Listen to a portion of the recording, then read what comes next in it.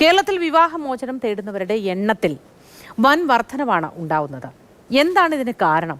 കുടുംബജീവിതത്തിൽ കടന്നുവരുന്ന ഗൗരവമുള്ള പ്രശ്നങ്ങളിൽ വിവാഹമോചനം നേടാൻ സർക്കാരിന്റെ കീഴിലുള്ള സംവിധാനങ്ങൾ സ്ത്രീക്കും പുരുഷനും എല്ലാം കൃത്യമായ സഹായങ്ങൾ നൽകുന്നുണ്ട്.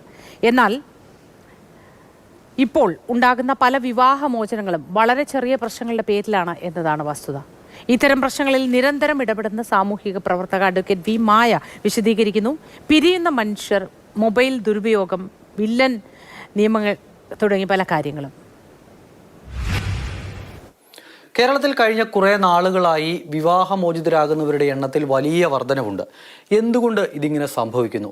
ഇതിൻ്റെ നിയമവശങ്ങൾ എന്തെല്ലാമാണ്? ഈ കാര്യങ്ങളെല്ലാം വിശദമായി പറയാനായി നമുക്കൊപ്പം മായ വി ഉണ്ട്. കേരള ലീഗൽ സർവീസ് അതോറിറ്റി, അതോടൊപ്പം തന്നെ വനിതാ കമ്മീഷൻ, ഇതിലൊക്കെ പ്രവർത്തിക്കുന്ന ഒരാളാണ്. അതോടൊപ്പം തന്നെ ക്ലാ ഫൗണ്ടേഷൻ്റെ ഫൗണ്ടർ കൂടിയാണ്.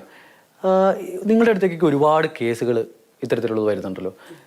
വർധനവ് കാര്യമായി തന്നെ ഇല്ലേ? തീർച്ചയായും. കമ്മിറ്റഡ് പാർട്ട്ണർഷിപ്പ് ഉദ്ദേശിക്കുന്നവരാണ് ഒരു വിവാഹബന്ധത്തിലേക്ക് ഏർപ്പെടുന്നത്. കാര്യം ആ സൊസൈറ്റിയുടെ ആ ഒരു പരിരക്ഷ കിട്ടുവാനും, അല്ലെങ്കിൽ ഒരു ഫാമിലി എന്ന് പറയുന്ന ഒരു അടിസ്ഥാന യൂണിറ്റ്, സൊസൈറ്റിയുടെ അടിസ്ഥാന യൂണിറ്റ് ഫോം ചെയ്യാൻ വേണ്ടിയിട്ടാണ് വിവാഹബന്ധത്തിൽ ഏർപ്പെടുന്നത്.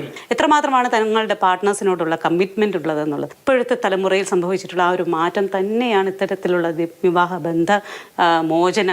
വിവാഹമോചനങ്ങൾ ഏറി വരുന്നത് തന്നെ പ്രധാന കാരണം പറയാം. മൊബൈൽ ഫോണിൻ്റെ ഉപയോഗം, ദുരുപയോഗം, ശരിയായ ലക്ഷ്യത്തോടു കൂടിയുള്ള എംപവർമെൻ്റ് ആണോ നമ്മൾ നടത്തുന്നത്?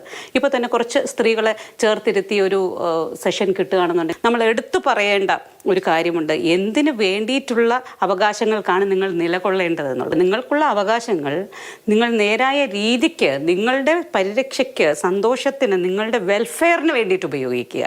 ഇതൊരു പരിചയമാക്കി ഉപയോഗിക്കുക, അല്ലാതെ ഒരു വാളായിട്ടല്ല ഉപയോഗിക്കേണ്ടത്. ചെറിയ ചില അഡ്ജസ്റ്റ്മെൻറ്റുകൾക്ക് പോലും തയ്യാറാകാത്ത തലമുറയാണ്. ഒന്ന് അവർക്കുള്ള പ്രഷറാകാം, അവരുടെ ആ ഒരു വർക്കിംഗ് കൾച്ചറാകാം, കുടുംബത്തിലുള്ള ആൾക്കാരെ കാണുവാനോ സംസാരിക്കുവാനോ അവരുടെ ആശയങ്ങൾ പങ്കുവയ്ക്കുവാനോ സാധിക്കാത്ത അവസ്ഥ വരുന്നുണ്ട്.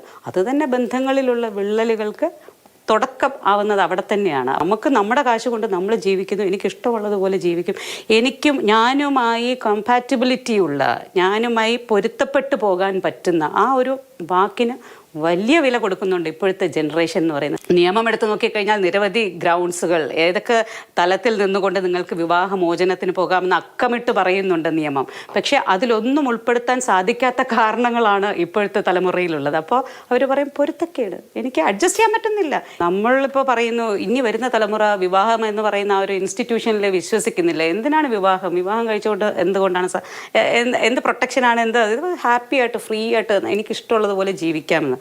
അവിടെ പതുങ്ങിയിരിക്കുന്ന ഒരു അപകടം നമ്മൾ മനസ്സിലാക്കണം. എന്താ പറഞ്ഞാൽ, നമ്മളിപ്പോൾ പല കാര്യങ്ങളും, ഈ പല ക്രൈംസ് ആയിക്കോട്ടെ, അല്ലെങ്കിൽ പല വഴിവിട്ട പ്രവർത്തനങ്ങളായിക്കോട്ടെ, എന്തുകൊണ്ട് നമ്മൾ അതിൽ നിന്നൊക്കെ മാറുന്നു? നമ്മളുടെ കുടുംബം, നമ്മൾ ആ ഒരു യൂണിറ്റ് ഉണ്ടല്ലോ. കാര്യം എൻ്റെ ഭാര്യ, എൻ്റെ അച്ഛൻ, എൻ്റെ അമ്മ, എൻ്റെ കുട്ടി, അല്ലെങ്കിൽ എൻ്റെ ഭർത്താവ്, ഞാനുമായി ചേർന്ന് നിൽക്കുന്ന വ്യക്തികൾ, അവരെയൊക്കെ എൻ്റെ പ്രവൃത്തികൾ ബാധിക്കുമോ എന്നുള്ളൊരു ഭയം. പലതും നമ്മൾ ചെയ്യാതിരിക്കുന്നത് എന്തുകൊണ്ടാണ്?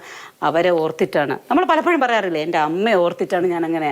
ഇനി നാളെ തൊട്ട് അമ്മമാരില്ല, അച്ഛന്മാരില്ലാത്ത ഒരവസ്ഥ വന്നു കഴിഞ്ഞാൽ പിന്നെ നമ്മൾ ആരെ ഭയക്കണം? അപ്പോൾ എന്തും ചെയ്യാനുള്ളൊരു ഫ്രീഡം, അങ്ങനെ ഒരു ഫ്രീഡം, നമ്മളൊരു ടോട്ടൽ ഫ്രീഡം ആർക്കും കൊടുക്കാതിരിക്കാൻ കൂടി വേണ്ടിയിട്ടാണ് ഒരു ഫാമിലി എന്ന് പറയുന്ന ഒരു കോൺസെപ്റ്റ് അല്ലെങ്കിൽ ഇൻസ്റ്റിറ്റ്യൂഷൻ ഉള്ളത്.